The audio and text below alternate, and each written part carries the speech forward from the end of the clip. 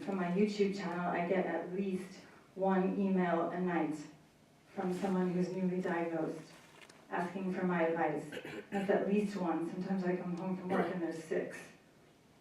So it's just constant. But I think part of being involved with Barts in London and having people like this who are thinking outside the box, who are thinking progressively, it's very important for us living with MS. Whether you know, I always say don't think about MS every single day. You can't.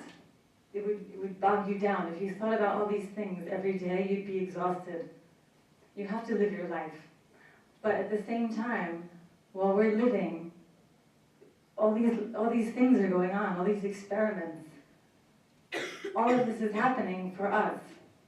Because if it wasn't for us, none of this would be necessary, would it? So we've got people on our side, which I think is amazing. It's something that gives me hope. And that's another theme that I would like to leave you with, is hope. Because someone said to me the other day, do you feel that there'll be a cure for MS in your lifetime? I'm going to be 38 in May. And you know, I do. Honest to God, I do think there will be a cure in my lifetime. And then they said to me, oh, it would be such a miracle. It would be such a miracle if someone discovers the cure. And I said, you know what? I do believe in miracles. I definitely do. But I don't think finding the cure would be a miracle. You know what? It's just science. There's a cure, I believe, for everything. There's an answer to everything, and it's a matter of finding it, isn't it? You know, it's like these great puzzles. How do I find it? How do I find the answer? I do believe it will be found. I do believe before there's a cure, there'll be better treatments found. And I don't think they're miracles. I think it's just a matter of brilliant minds thinking outside the box. And I'd really like to thank Gavin and David and the team here, which is really incredible. I don't know how many of you actually get to speak to any of them on any kind of a regular basis, but I know from speaking to so many people on YouTube, people in the US, people in Australia, Germany, France, everywhere, there are so many people who do not have access to doctors and to medical teams and research teams who think progressively.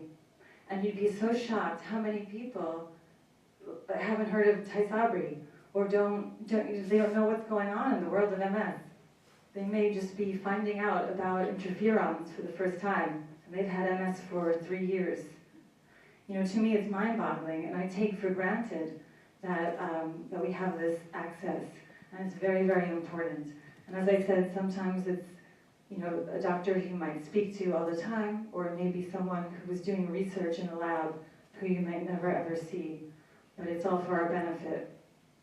And it's all to let us live with MS. And I think that's how I'd like to conclude, just with this message of thanks so much.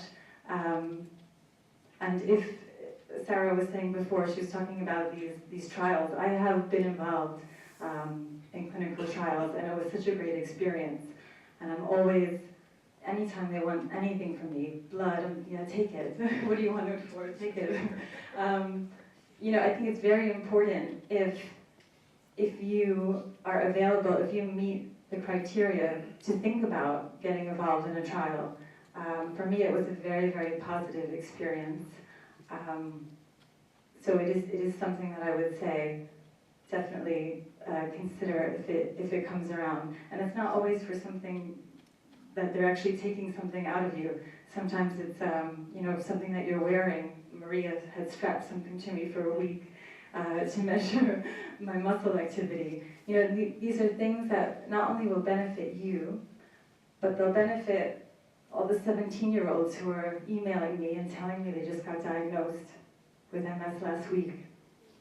You know, it's part of, I think, our responsibility and our legacy to take care of each other, and especially with meeting so many people on YouTube and Facebook, and through my book, I feel that despite what kind of MS you have or what your progression is, we need to be together in this global family.